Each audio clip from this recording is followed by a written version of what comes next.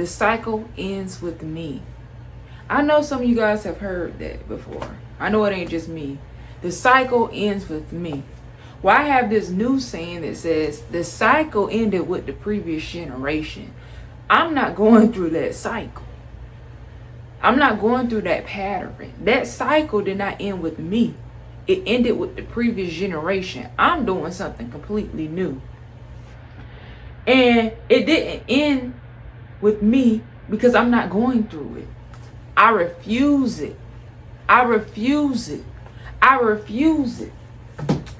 God placed on my heart today, and I'm just going to give something just specific to me. And I just want y'all to just stick with me. So it's the grandfather, his daughter, and then also his granddaughter. And so it was about taking out the trash. And God placed it on my heart because today I took out the trash, right? I thought about it. So make a long story short, the grandfather told his granddaughter to take out the trash. Now, mind you, imagine this, and I'm just adding a few pointers. This person is 6'5", 6'3" to 5", however, super tall. This man weighs almost 300 pounds. Over 6'4", almost 300 pounds. Can lift it in his sleep. And he asks a 5'6", 5'1" to go lift up the trash. Something he can do in his sleep just like that because of anatomy. Because of how men are built differently than women. And so instead of doing that, he tries to get his granddaughter to do it and say, hey, go take out the trash.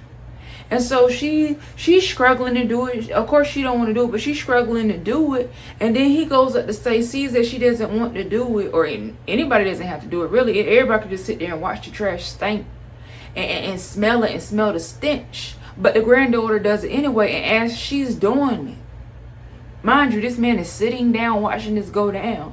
He says, it's not a gender assignment. The trash is for any gender. And so I'm taking out the trash, and I thought about this, and I said, I'm just going to draw this parallel to it.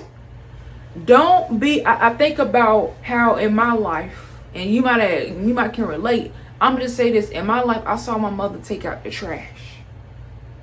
A lot of roles that were assigned to males and men, gender roles. On top of her role, she had to perform some of the male roles. And I'm not talking about people that's out of your life in single parent households or people that died and just aren't there.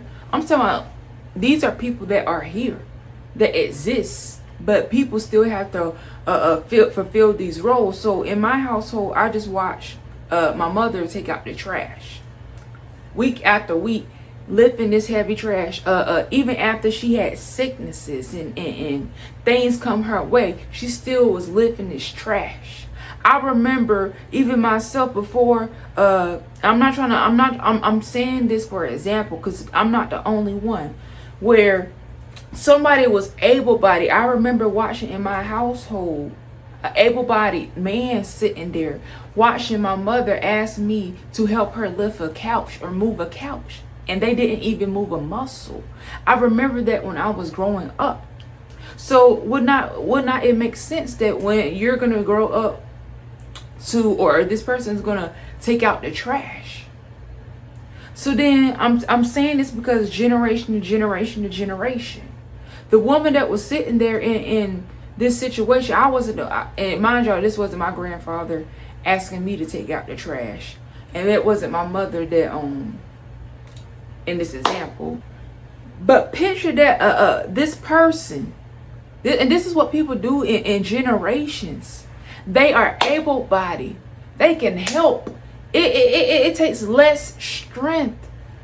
It takes less endurance for them to go ahead and do it, to take out the trash. This is symbolic. It takes less effort. It takes less energy. Some of the stuff in our blood and with ourselves, it will take less energy for you to do it than to throw it off to the next generation. This man was 6 foot, I'm gonna just say 5, and I don't even know the height, and almost double this person's weight, whatever. They could have easily took it out. It would have been nothing. It would have been like lifting a purse or something like that. But instead of getting up, 2 women, a man, instead of just lifting it up and taking out the trash, all you had to do was put it outside the door. Y'all, this was a vacation home where they have valet trash. All you gotta do is stick it outside the door. This is a small condo. This ain't like you got to go and take all the way to by the mailbox, or go all the way to another apartment complex and go take all the way to drive somewhere to the trash. This is somewhere where you got to stick it outside the door. I want y'all to understand this. This is so symbolic. This person was too lazy. It was easier for them to do it based off anatomy. Anatomy, if I'm pronouncing it right. They could have easily did this. But instead, they wanted to sit back and watch and leave it for the next generations to take out the trash. And then try to bargain with them and teach them why they should put up with the behavior, why they should think that it's okay to take out the trash. Shut up. Shut up. If you ain't finna do it, don't tell nobody else how to take out no trash. I think about the generations of people who say, don't do as I do, do as I say. If you're not finna be a good example, shut your mouth.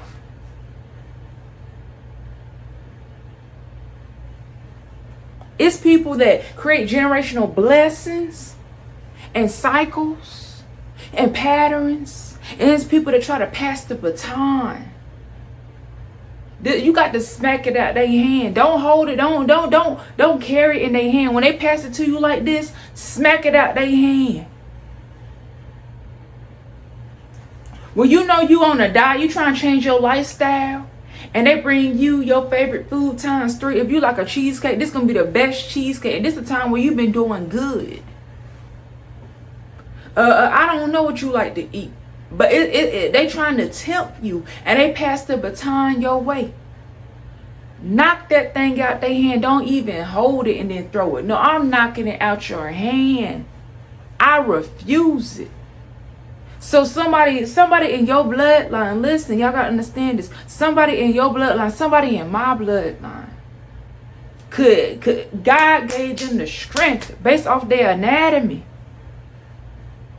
based off their autonomy. I might be getting 2 words confused. But based off their structure, based off of everything, they had the capability to do it. It was the easiest for them to do it, but they left it to the next generations to take out the trash, to do the work, to do the hard work. Do you know the longer something stays in the bloodline, the stronger the odor is? The more it starts to stink. Before it was like, what's that smell? Then they leave it to the next generation. Then it's like, something stinks up in here. Then you on to the 3rd generation, the grandchildren. It's like, what is that stench? And then the grandparents sitting there. And this could be you. You could be that grandparent one day if you don't go ahead and take out the trash. Then it's going to come to your grandchildren, and it's going to bother all the generations. You cannot avoid it. It's right there. But what happens is people are lazy. They don't want to do the work. They don't want to take out the trash. Do you not know? You think about it's so hard. It's so hard.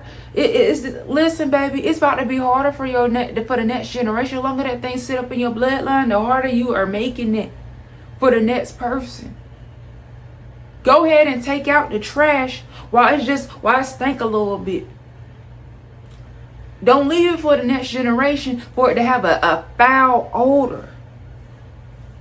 Don't be the one where all you got to do is take out the trash and stick it outside the door. Don't leave it for them to have to deal. Not only leave it like with a foul odor, filthy stank, with a stench. But then have them to the point where they don't even have valet anymore. They got to throw it over their shoulder and carry it to the trash.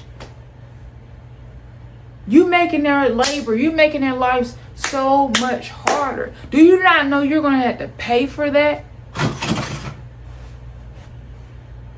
Hold on, let me put this out there. You're going to have to pay for that. These people are going to have to pay for that. I talked in another video about generations. They say, oh, well, it's not me, it's them. You know, I ain't gonna live that long, whatever. Listen, baby, when you or that grandparent be in the hospital, nobody visit them, and they wondering why ain't nobody coming to visit them, that is why. They talk about this male loneliness epidemic or whatever it is. There have been people in nursing homes who work at nursing homes where they said, listen, we can say a lot of evil things about mothers. And this ain't no male versus female, mother versus father thing. But they say, listen, as much as we like to say that, you know, your mom might have did this, your mom might have did that. When we go to these nursing homes and as mothers, they get sick and they might have been evil to their children. They getting visited. They receive visitations from their children. But you want to say who are not? The fathers, the grandparents, the people that didn't do anything, the ones that kicked their feet up and watched this get passed down from bloodline to bloodline, from generation to generation. From generation to generation, you can't sit up there and kick your feet up and watch the next generation, watch that pass down. Somebody got to take out the trash. I'm willing to take out the trash. We got to be willing to take out the trash. Even though our grandparents, not only our parents, but our grandparents. Listen, when I told y'all in this example, it wasn't just this grandparent there. It was their child there. And then their grandchild there. This is 3 generations. Male and 2 females. And instead of sitting there and saying, okay, I ain't going to take it out, let me just leave you alone and leave you to it. Then they try to explain to why they should lower their worth and why they should be okay with that type of treatment. And then the grandchild said, no, I don't tolerate this treatment. And here go the middle generation. This person's child, the grandparent's child, this person's the generation before them. Said, oh, wow. Oh, well, like they talked about how even in their family, their family that they created, that they're the ones that have to take out the trash. Do you not see how they got passed down? This generation, the grandparent generation, didn't want to take out the trash, so they left it to their children. And then their children learned that, well, they get comfortable in that. Well, maybe it's meant for me to just take out the trash, but they don't learn a lesson from that. They passed it on. They passed it on. Just because you bear the weight of the previous generation don't mean that you broke the curse. It doesn't mean that you broke the pattern, It doesn't mean that you broke the cycle. So a lot of us know what it looks like to break a generational pattern and cycle, right? But do you know what it looks like to introduce a generational blessing? A godly generational cycle or pattern. Do you know, listen, we say the cycle ends with us like this third person, the grandchild who took out the trash. We might say that the cycle ended with her because she took out the trash. But no, the cycle ended with that middle generation, someone of her parents' generation. Think about 3 generations, the grandparent, the parent, and the grandchild, the child. It ended with this one right here. This one, yeah, you still got to take out the trash. Yeah, you're going to have to do certain things that you don't want to do. But in that midst of you doing it, it might look like the cycle is ending. But no, you don't see that it's a cycle that's beginning, a new one. It ended with this one. It ended with this generation. Because they got left. The baton was in this person's hand. They're still doing what they were taught by this generation. They're doing what they were taught by the grandparent, who were their parents. Yo, it is hot up in here. But they were taught that this was okay. They were taught that you got to deal with this. They were taught to carry the baton. And it's up to them to let go of it. But just because you see your parents carry the baton, just because you might be carrying the baton right now, don't mean you got to keep holding on to it. But then just because somebody passed it your way, don't mean you got to hold it.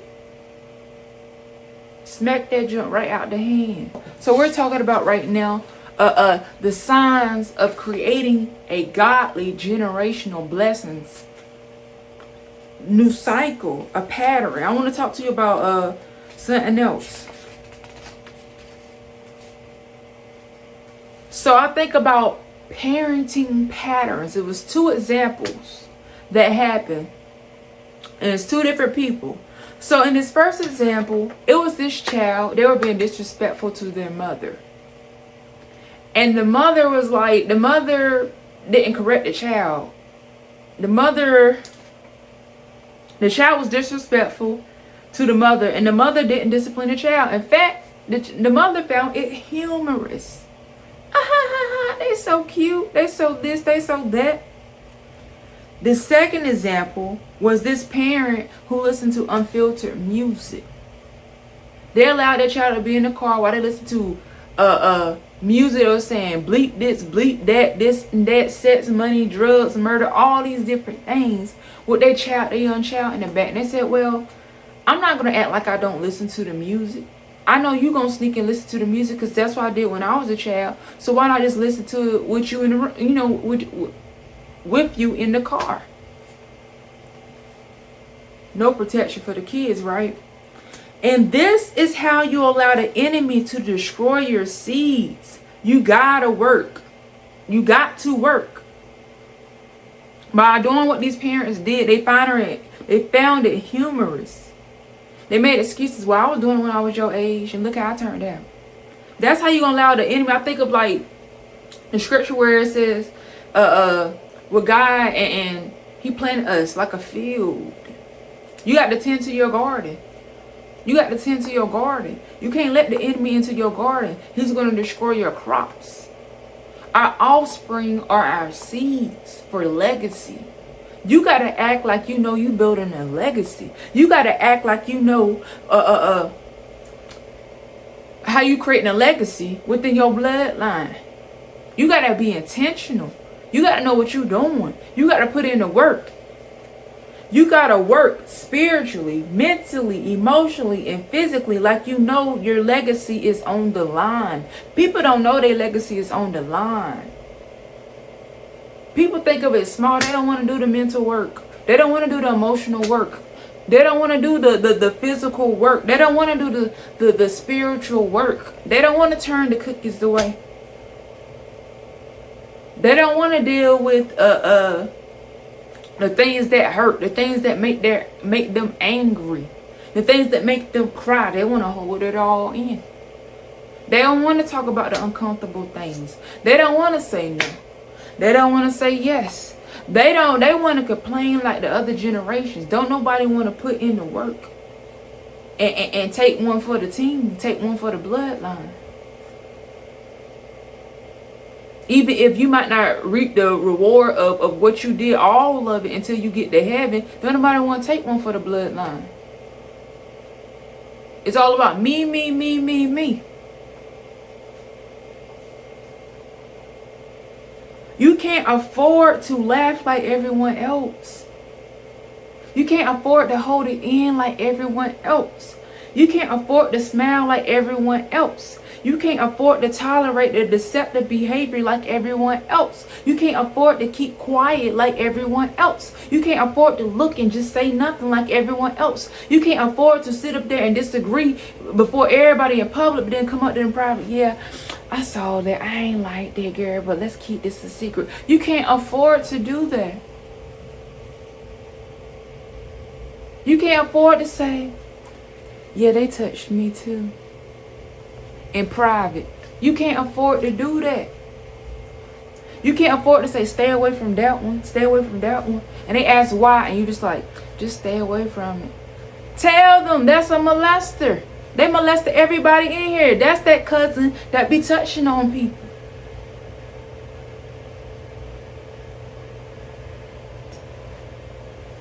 That's that cousin. They weren't even a grown adult. They were a kid, but they touched on all the other kids. You need to stay away from that specific bloodline. Because if that child was touching on other children at their age, what else? And they ain't got it right. And you see how perversions operating out of their bloodline, what's going on.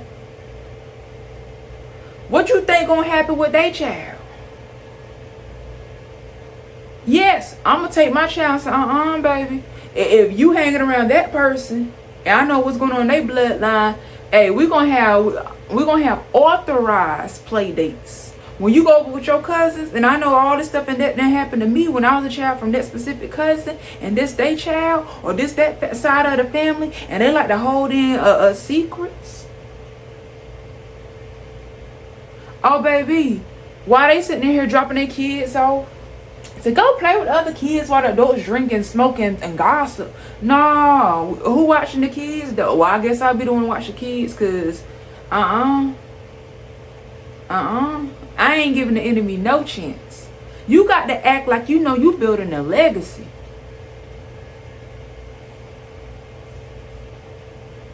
Because intention and action are two different things. Intention and action are two different things. People mean to create a good legacy, but they create a legacy of turmoil. A legacy of bad seeds. They meant for a legacy of wealthiness, and they create a legacy of poverty. What type of legacy are you building? You gotta act like you know.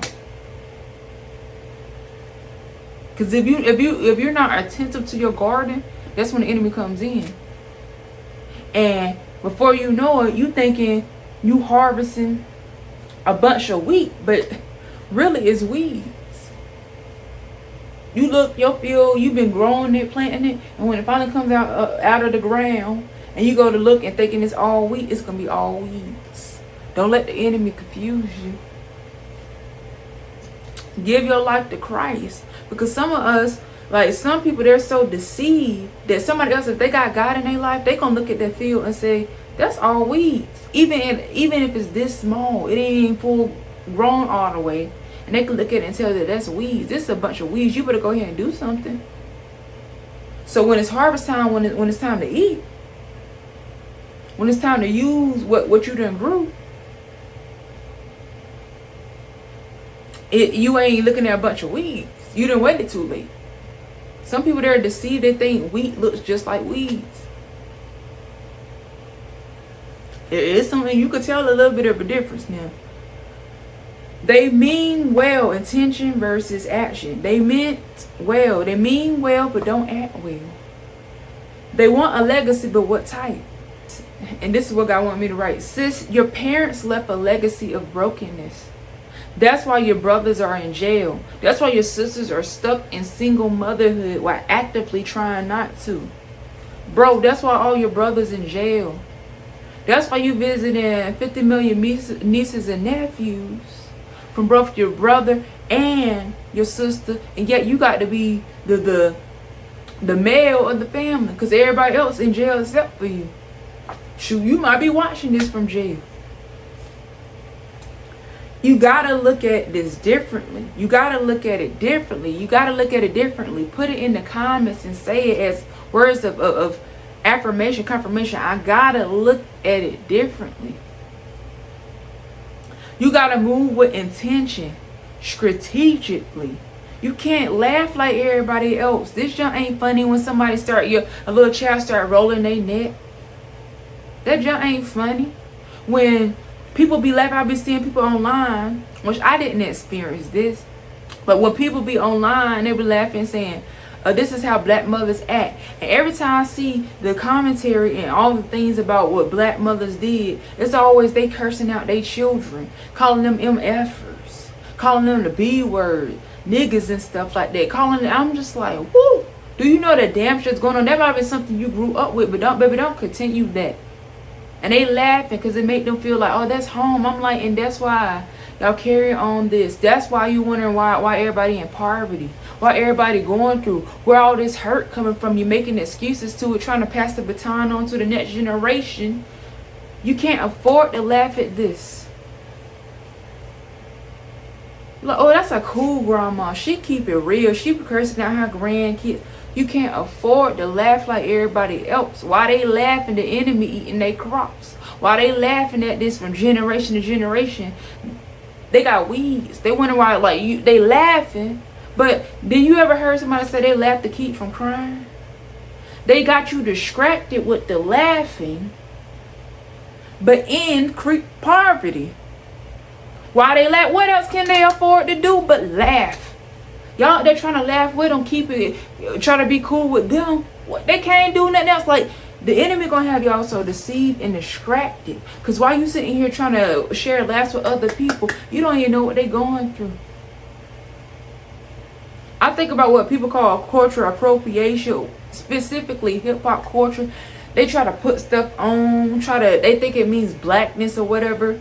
And I'm like, you don't even know what that comes with. If you actually live in the lifestyle of what you're practicing, you would take that stuff off in a second. Because you know what it comes with. When people try to act like they hood or they in the hood, and they try to replicate that. I'm like, if you really lived on government assistance, and I'm not talking about the good parts of it.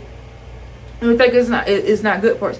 I'm talking about the parts where the building is falling apart. You got rats and roaches coming out of everywhere, and you trying to clean it. You keeping it clean. When you can't go, when you trying to go to the bus or go to school, and it's a gang over here and a gang over there. Well, you don't know if you're gonna make it to age 16. If you really knew what it's like to live like that, people wouldn't even be trying to put that on. They be ready to take it off. You can't afford to laugh like everybody else. You can't be the cool mama. You can't listen. If you knew what was in your bloodline, they sitting there letting their daughters wear these crop tops. They letting their sons sag their pants. Oh, he look cool. He ain't sagging all the way. He just sagging a little bit. Listen, your generation, your son cannot afford to be a thug. I don't care what the music telling them. I don't care who in this person's ear and what they're saying. Your son can't afford to be sagging his pants even a little bit. Your daughter can't afford to be wearing the crop tops. Do you know what's in your bloodline? If you're trying to build a generational pattern of legacy, if you're trying to build that legacy, you need to be creating new generational patterns, new generational cycles. No, we dress in modesty. No, we dress like we got us some sense. No, we carry ourselves like we got some sense. We are going places. Listen, they can do all that. They can say, oh, just a little bit of sagging. Then the next generation, it's a lot of sagging. Then the next generation, they got their nipples out. They got their butt out. They got the prints out. They done gave their bloodline to the enemy little by little. But lot by lot, you can't be like them. You can't be ignoring that. You can't say, well, when I was their age, if you knew that was going on when you was their age, that means you need to be proactive about the situation. Not passive, proactive. If you know these demons, these spirits was after you when you were their age, that you already got insight there. Well, I don't want to be like my mother did. Don't. But don't go straight up, just get them over to the enemy. You better know what, you better play like you know you trying to build a legacy. These other people, they say all, like they think it's quote unquote words of, it's popular to say legacy this and legacy that, and people say procreating. They're con-creating. They think they're procreating, they're con-creating. You better act like you know. You can't afford, you can't toot that thing for a quick rack. Listen, you can't go over there to the strip club, shake a little tail feather just to get some money. Tell myself I'm trying to afford to go to college. I'm just trying to provide for my kids.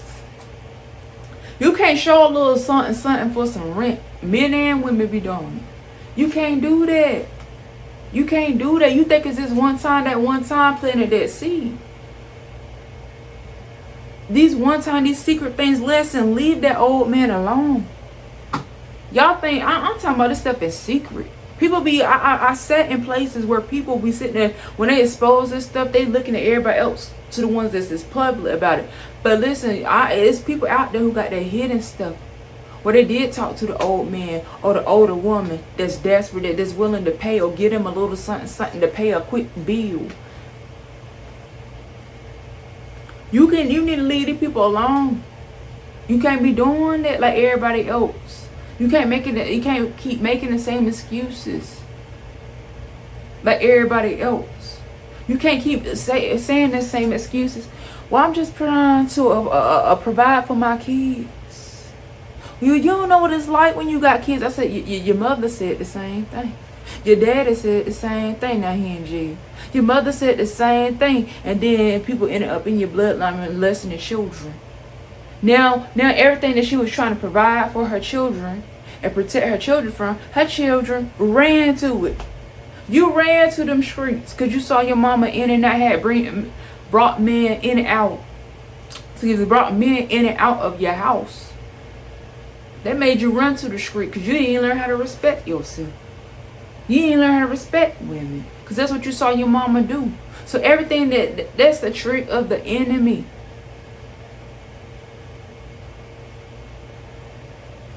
Recognize the enemy in disguise. You need to recognize the enemy in disguise. It's a true enemy out here. You need to recognize that these people that tell you that it's okay to be complacent. You need to recognize, like this grandfather in the first analogy that I gave with the grandfather telling his granddaughter that it's not a gender assigned to taking out the trash. You need to recognize, I know we get mad at them people, but you got to recognize when the enemy trying to pass the baton. The same way you got all this ammo for all these other people, you can say that. I ain't say everybody say that, but anyway, you say no, Satan. No, I ain't take. He passing the baton to you. The baton. Some of y'all like, well, what is the baton? They passing the blunt to you. They said, put your head back. Let me pour the bottle in your mouth. They passing the baton to you. Alcoholism. They venting, but anytime somebody give a solution, they venting. But anytime somebody talk about God, they say, no, you too spiritual. I just can't hear the vent. Listen, baby, if I love you, listen, people don't even understand. People are so used to people allowing them to vent. If I love you, I'm going to correct you. So if all I got is God, I'm going to tell you about God. Because if push come to shove, and we look at all of life, and we count how many times that you vented, and who actually tried to help you, and who helped and who enabled you to keep you in the same place, baby, I would want to be the person that told you the truth, so you can make a choice and be in the right place. I would not like to be the one that just listened to you vent and had, like, how'd you feel? Somebody had a whole bunch of money. They could have provided a house for you and helped you when you had nothing. How would you feel if you knew they had a whole $1 billion over there and they could have helped you, but they did nothing? Well, I got God. If all you got is God, and that's a lot. That's a lot. I ain't gonna say like God on the back burner. That's what you need. That's the ultimate blessing right there. Then I'm gonna pray for you. I'm gonna fast with you. Come on, let's fast together. I'm going to pray with you. People don't want to hear that. That's the generational cycle. They only want to vent, but they don't want to do nothing about it. They willing to let you talk about the problems, but keep it hush, hush. We all each individually talk about it in our homes, but when we come together at like a big family reunion, everybody shh. Why y'all keep inviting that cousin to the family reunion, to the family functions, if you know how he is or how she is?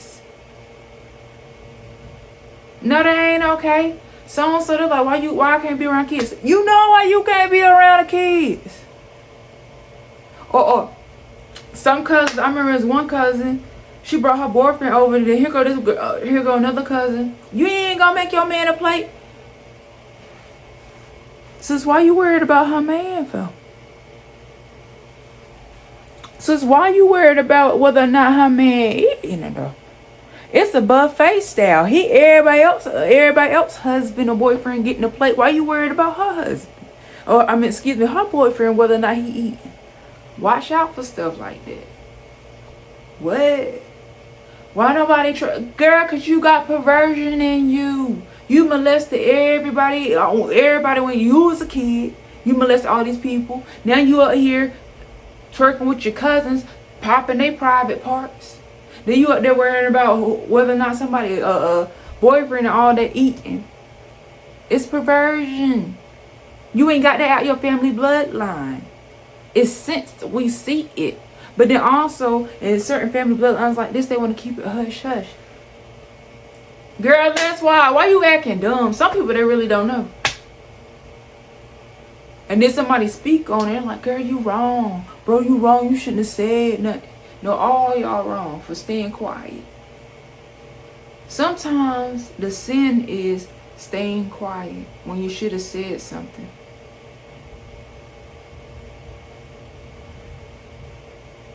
I think about abuse. When a parent was abusive to another child, or to any of her children or his children, and the other parent sat there. The parent that sat there and said nothing and did nothing is just as guilty as the parent that abused the children. Though you try to avoid responsibility and neglect responsibility, or you want to, or all these whatevers, you should have said something, you should have did something. And you didn't, just like your mother did, just like your grandmother did, or just like your grandfather did, your father did, and your grandfather did. Do you know what it looks like to introduce a generational blessing? Think about that. I'm going to just give you like a couple of seconds. I'm going to ask the question again. Do you know what it looks like to introduce a generational blessing?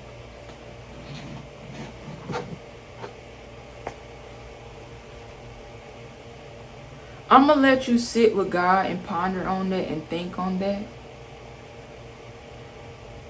Write in the comments, write on a note, let it be a journal submission. Just take the time to talk with God. 30 minutes, 5 minutes, 10 seconds. Just take the time to think about it with God. But I wish you guys well. My name is TaZhaneClaude, and you have a great day. Bye. Peace.